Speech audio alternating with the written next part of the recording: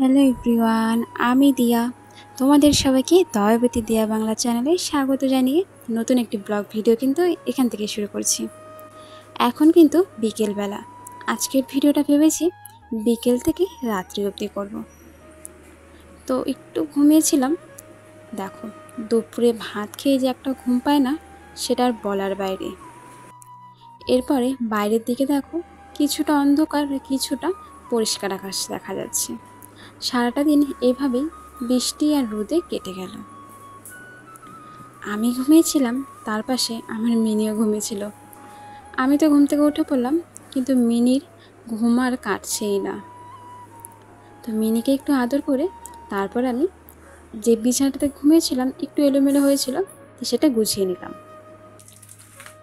আর সব কাজ তো আগেই হয়ে গেছে, এখন করার মতন কোনো কিছুই নেই।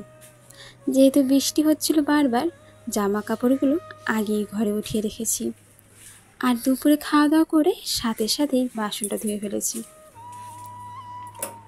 তোমাদের না একটা জিনিস দেখায়, দেখো, সামান্য একটু বৃষ্টি হতেই আমাদের এখানে কত জল হয়ে গিয়েছে। আর জলগুলো থেকে একটু দূরে দুটো হাঁস খেলা করছে। তো এখন আর বাইরে কোনো দরকার নেই, তাই গেটটা চাপিয়ে দিলাম। আর এইদিকে দেখো, বাড়িতে উচ্ছে গাছ আর একটা লঙ্কা গাছ হয়েছে। বৃষ্টি হওয়ার কারণে পাতাগুলো একদম সবুজ হয়ে গিয়েছে। আর এদিকে রান্নাঘরে কাঁঠালের গন্ধে তো ঘরে যাওয়াই যাচ্ছে না। তো শ্বশুরমশাই দুটো কাঁঠাল নিয়ে এসেছিলো। যেটা ছোটো কাঁঠাল ছিল সেটা আর কি এইভাবে খুলে রেখেছি, আর বড় কাঁঠালটা ঢাকা দিয়ে রাখা হয়েছে। আর আমি যখন দুপুরে খাওয়া দাওয়া করেছি তারপরে রাতের চালটা ভিজিয়ে রেখেছি যাতে রান্নাটা তাড়াতাড়ি হয়, সেই কারণে। এটা না আমি মাঝে মাঝে করে থাকি।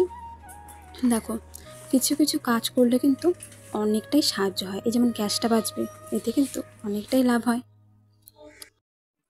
বিকেলের এই সময়টা জানো তো তেমন কোনো কাজ থাকে না, ফ্রি বসে থাকি। ধরো কাজ শুরু হবে সন্ধ্যার দিকে, সন্ধ্যাবাতি দিব, তারপর রান্না বসাবো। আজকে ভেবেছি কি ভাতটা আগে করে নেব, তারপর তরকারিটা সন্ধ্যাবাতি দিয়ে তারপর করবো। ওরে বাবা, ঘুম আর শেষ হচ্ছে না।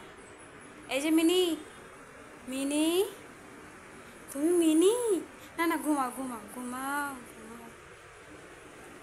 ওকে যদি মিনি বলে ডাকি না, একদম চোখ খুলে দৌড়ায় দৌড়ায় আসবে। ঘুমাও ঘুমাও।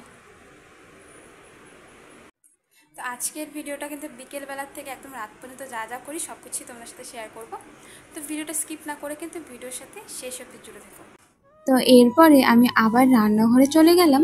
যেই চালটা আগে থেকে ভিজিয়ে রেখেছিলাম রান্না করব বলে, সেটা আরও একবার ধুয়ে নিব।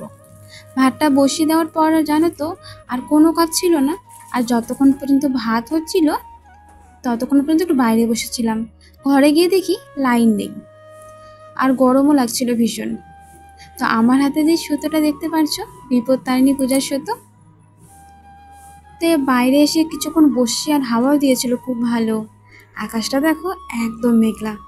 আমাদের বাড়ি থেকে আকাশটা যেন দেখাই যায় না।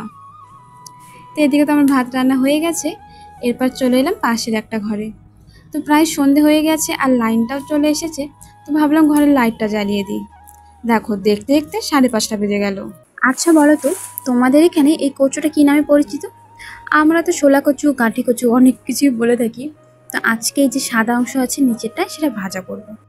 চিংড়ি মাছ দিয়ে একটু বেশি ভালো লাগে, কিন্তু পাঁচফোড়ন দিয়ে ভাজা করব আজকে। এরপরে সেগুলো কেটে ধুয়ে বেছে ভালো করে রেখে দিয়ে সন্ধে হয়ে এলে সন্ধেবাতিটাও দিয়ে নিলাম। আর রান্নাটা করবো জানো তো, সন্ধ্যাবাতিটা দিয়ে তারপরে শয়ন দিব গোপাল ঠাকুরে। গোপাল ঠাকুরের শয়ন দিয়ে রান্নাটা করবো। কারণ দেখো, ভাত তো হয়ে গেছে, ভাজা করতে বেশি একটা সময় লাগবে না। এর সাথে শুধু একটা তরকারি বানিয়ে নেবো, ব্যাস হয়ে গেল। আর এই দিকে জানো তো একটা জিনিস আমার খুবই খারাপ লাগে ঘরে আসলে দেখলেই, সেই হলো লাইনের তারগুলো। যতদিন পর্যন্ত ওয়ারিং না করা হচ্ছে দেখতে একদমই ভালো লাগে না, একদম অগোছালো লাগছে।